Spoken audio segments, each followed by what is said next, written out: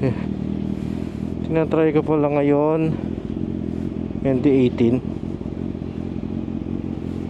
16 pala, sorry. So ganito siya, didikit lang. Oh shit.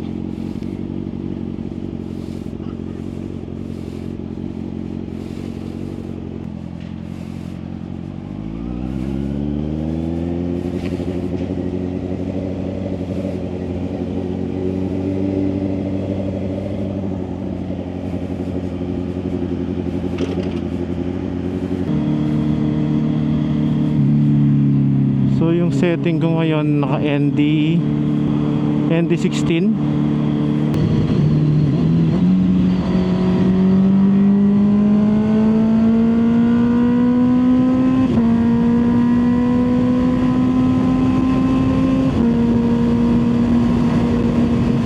Lakas ng hangin.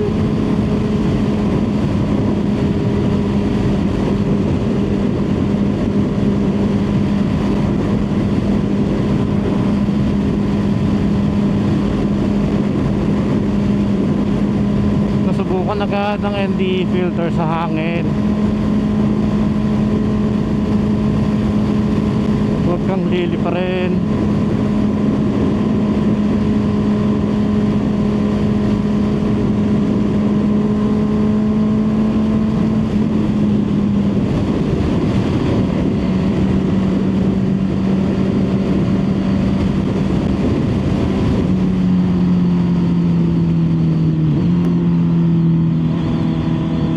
Feeling ko mas okay yung 32 dapat dito pag ganito kaliwanag.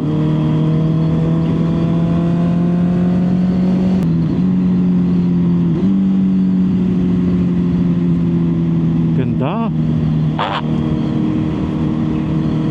Ito yung nagpapagasolina kanina dun eh. Ano kaya sila pupunta?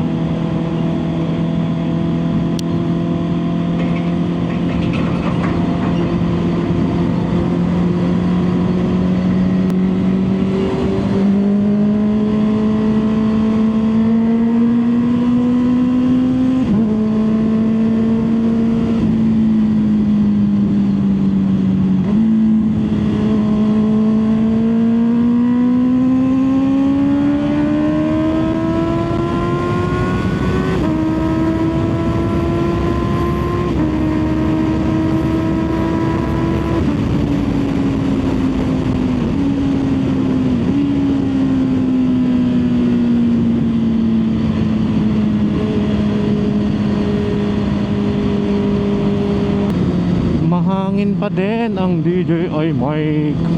Yung pa pala isang downside ng mic 2. Pag hindi ka naka noise cancelling. Hindi ko pa natatry pala mag noise cancelling ito. Next time tatry ko. Isa pa palang downside sa kanya, syempre nalolobat.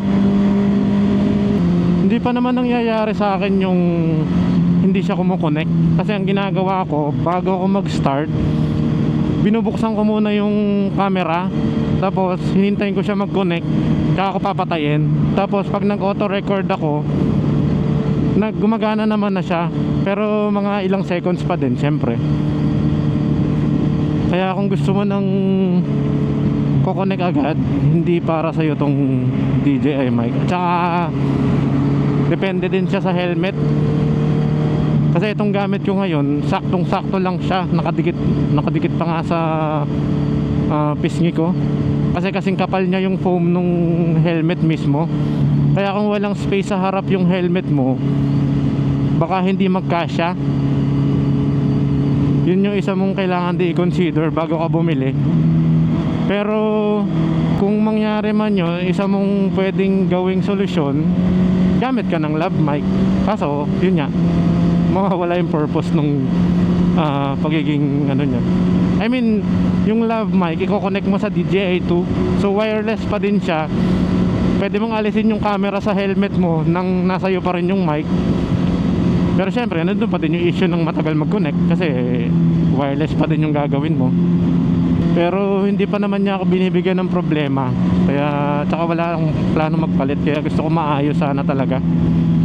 Pero yung hangin mukhang di na talaga siya mawawala eh. Tinry ko nakabaliktad kanina, parang mas malala pa yung hangin niya kasi may pumapasok na hangin sa ilalim ng helmet ko. So ngayon ND16 na yung gamit ko, kaso nasa likod ko yung araw eh. Hindi ko na testing kung ano, pero feeling ko mas okay to. Dapat actually 32 nga sa ganitong kaliwanag. Hindi ko alam kung ba't di ko naisip na 32 agad ang gamitin sa sikat ng araw ba naman sa Pilipinas. Bago kasi ako umalis, medyo madilim din eh. Pero ngayon, no, tingnan nyo, wala na talaga yung ulap.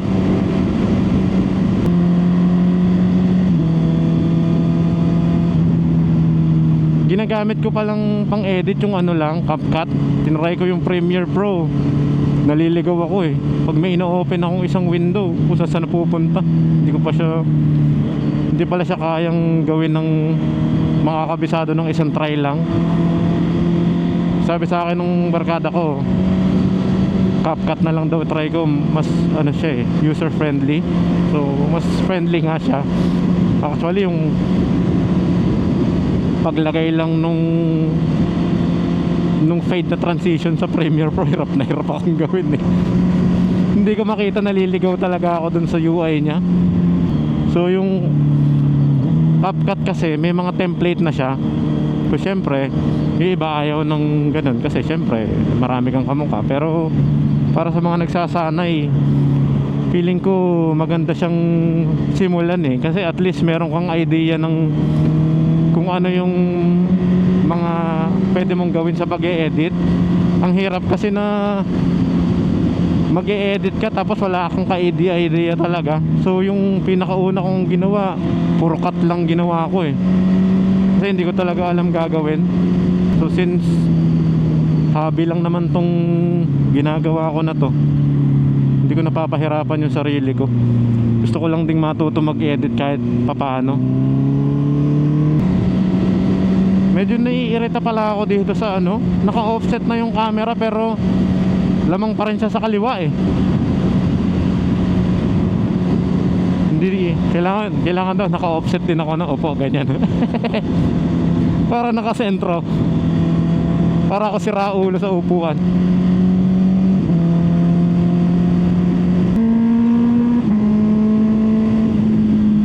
Kailangan kong humarap sa araw para matesting. Pero nung umpisa pala, baka ano na ako eh.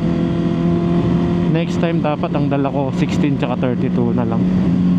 Meron din palang kasama yon, ano, CPL ba yon? Ang alam ko kasi pang mga reflections lang yun eh, kaya hindi ko na siya ginamit. Reflection ng mga tubig tsaka ilaw. Tingin ko mas okay siya siguro pag gabi tsaka pag umuulan.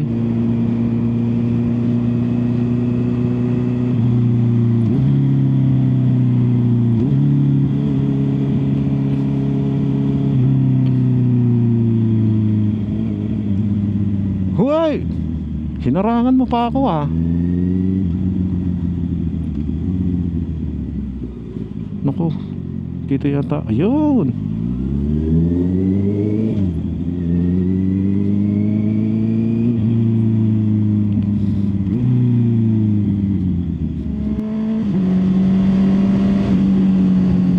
Oh, ang ganda ng panahon. Kita na ang kabundukan.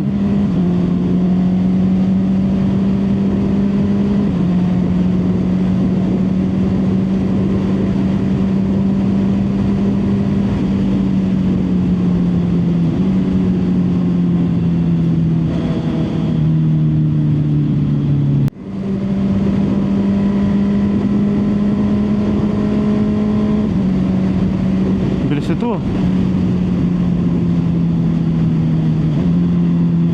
Tatlo pa kayo ha.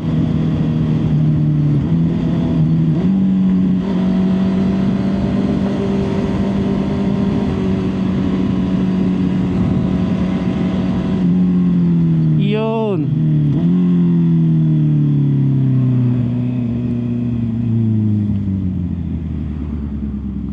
Ayun na po, nagkasabay-sabay na.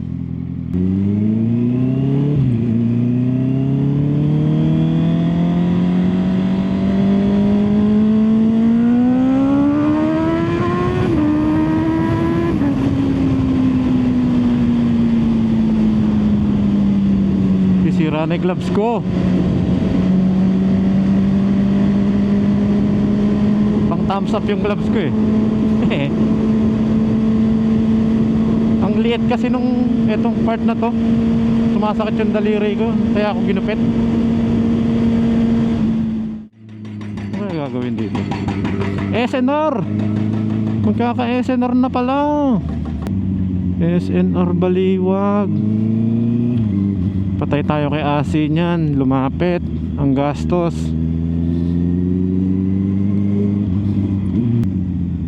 Sarap talaga pag umaga. Walang traffic. Dito ako bumili ng gulong oh. Naputol pala yung kabitan ng tornilyo. Hindi man lang sinabi sa akin.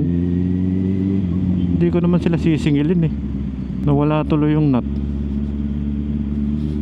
Diyan ka pa ba? Uy, buhay pa siya ha.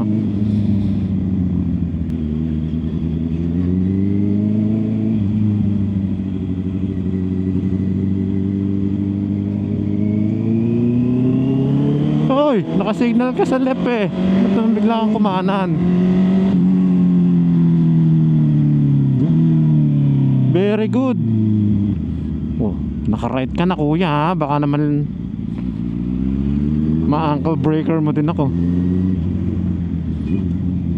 Dito tayo.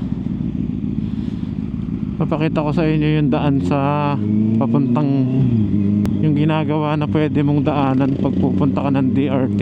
Pero sobrang lubak pa kasi niya. Feeling ko ngayon mahirap siyang daanan lalo kasi umuulan eh. Dati kasi dumadaan ako doon, pero asahan mo na yung sasakyan mo puro alikabok. Tsaka may bayad pala doon, may toll gate. May bayad ng 10 pesos or kahit magkanong barya pala. Baka lang kasi mag-waste kayo eh. Doon kayo padaanin, matrap kayo.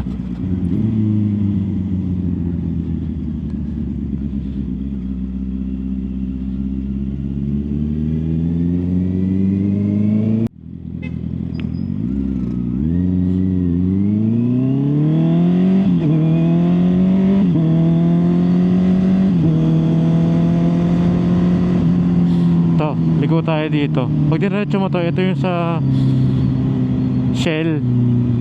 Pero pwede kang dumaan dito kasi, kaso hindi pa siya tapos. Kaya mapapansin nyo yan, mga nagbibilad ng palay.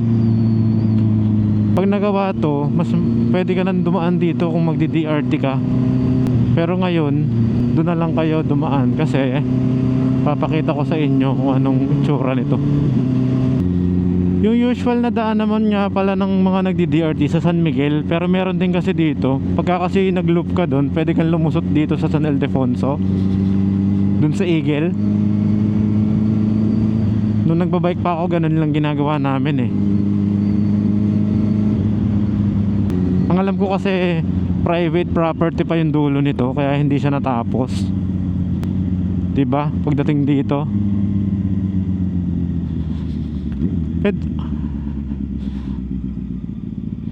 ay, pwede na akong dumaan dito. Ito kasi, pwede kang lumusot pala dito. Pwede kang dumaan dito, mga nakamotor. Pero yun kasi, feeling ko putikan na kaya ayaw ng padaanan. Ay, sinagano oh. Nakamotor na siya. Pero ayokong dumaan dyan. Ito kasi, pwede mo nang daanan pag nakamotor ka. Ang labas mo dun sa papuntang Sumandig na, pag lusot mo dyan, kakaliwa ka na lang, tapos makikita mo na yung kanto, yung Petron, kakanan ka dun. Mamaya, madadaanan din naman natin yung pala. So hindi na pinapadaanan yung mga ano ngayon. Bawalan dumaan yung sasakyan ulit. Kaya pala puro motor lang yung nakasalubong ko. Ang galing ng mga tricycle dito. Automatic. Kung sakali mang padaanin kayo ng ways dito, huwag muna kayong dadaan, dumiretso na lang kayo. Dito sa Shell lang naman, maikli lang naman to. Naiihi na naman ako. Eh, wow, walang spot. Wala talagang spot. Dito tayo sa poste. Hey,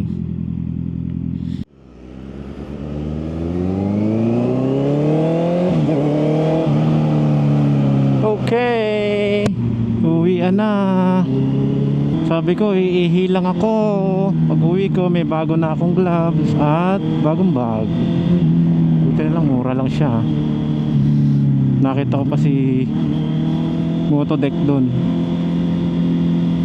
Pero syempre, di tayo nagpa-picture.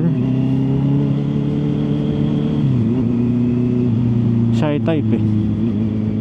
Kung break-in pa yung gloves ko. Large ba to? Large? Pero masarap siya sa kamay. Sa palad. Hindi pa lang siya nababatak. Baliktad naman ngayon ang problema ko. Sakto yun. Sakto to. Ito naman yung masikip. Dito yung daan. Pwede kayo mag DRT. Papuntang San Miguel yung daan sa biyak na bato. Pero iba, dumidiretso San Miguel agad. Sa Sibul.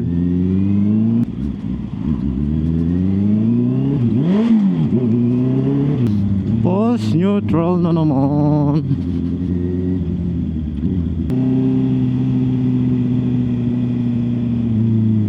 Liliko ka ba, te? Sabihin mo lang.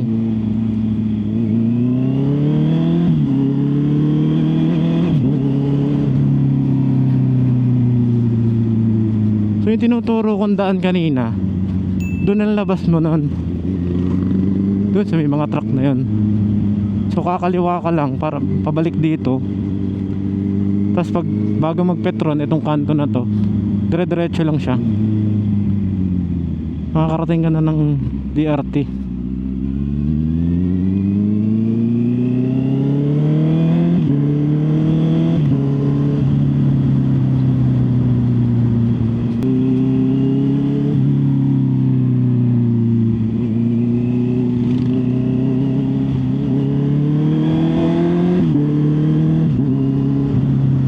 Tapos dito kayo liliko, papunta yan ng San Miguel. Ito, pwede nyo i-loop DRT. Tapos dito naman ang labas nyo pag sa Eagle kayo lulusot.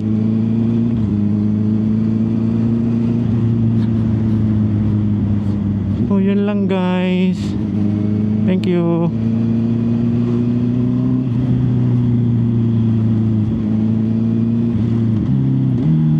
Bye bye. Whee!